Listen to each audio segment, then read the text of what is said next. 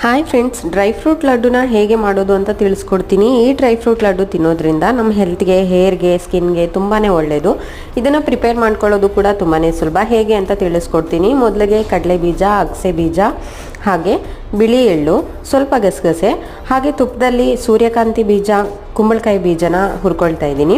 ಅದಾದಮೇಲೆ ನೆಕ್ಸ್ಟು ಸ್ವಲ್ಪ ತುಪ್ಪ ಹಾಕಿಬಿಟ್ಟು ಬಾದಾಮಿ, ಗೋಡಂಬಿನ ಕೂಡ ಹುರ್ಕೊಂಡು ಎತ್ತಿಟ್ಕೊಳ್ತಾ ಇದ್ದೀನಿ. ನೆಕ್ಸ್ಟು ಒಣಗಿರೋ ಖರ್ಜೂರನ ಬೀಜ ತೆಗೆದ್ಬಿಟ್ಟು ಅದನ್ನು ಕೂಡ ನೀಟಾಗಿ ಸ್ವಲ್ಪ ಹೊತ್ತು ಫ್ರೈ ಮಾಡ್ಕೊಂಡು ಎತ್ತಿಟ್ಕೊಂಡು, ಮತ್ತೆ ಒಂದು ಸ್ಪೂನ್ ಅಷ್ಟು ತುಪ್ಪ ಹಾಕ್ಕೊಂಡು ಅದಕ್ಕೆ ಒಣಗಿರೋ ದ್ರಾಕ್ಷಿನ ಆ್ಯಡ್ ಮಾಡಿಕೊಂಡು ಅದನ್ನು ಕೂಡ ಹುರ್ದು ಎತ್ತಿಟ್ಕೊಂಡು, ಮತ್ತೆ ಒಂದು ಸ್ಪೂನ್ಗೆ ಬಾದಾಮ್ ಗೊನ್ನ ಹಾಕಿ ಅದನ್ನು ಹುರ್ದು ಎತ್ತಿಟ್ಕೊಂಡು, ಒಣಗಿರೋ ಕೊಬ್ಬರಿನ ಸ್ವಲ್ಪ ತುರಿದ್ಬಿಟ್ಟು ಸುಮ್ಮನೆ ಸ್ವಲ್ಪ ಲೋ ಫ್ಲೇಮಲ್ಲಿ ಹುರ್ಕೊಂಡು ಎತ್ತಿಟ್ಕೊಳ್ತಾ ಇದ್ದೀನಿ. ಇವಾಗ ಎಲ್ಲ ಡ್ರೈ ರೋಸ್ಟ್ ಮಾಡಿರೋ ಅಂಥ ಡ್ರೈ ಫ್ರೂಟ್ನ ಹಾಗೆ ಸೀಡ್ಸ್ನ ಎಲ್ಲ ದರ್ದರಿಯಾಗಿ ರುಬ್ಬಿ ಎಲ್ಲ ಮಿಕ್ಸ್ ಮಾಡಿಕೊಂಡು ಯಾಲಕ್ಕಿ ಪುಡಿನ ಆ್ಯಡ್ ಮಾಡಿಕೊಂಡು ಒಂದೆಳೆ ಪಾಕ ತೆಗೆದು ನಾವು ಈ ಉಂಡೆನ ರೆಡಿ ಮಾಡ್ಕೊಳ್ಬಿಡಬಹುದು.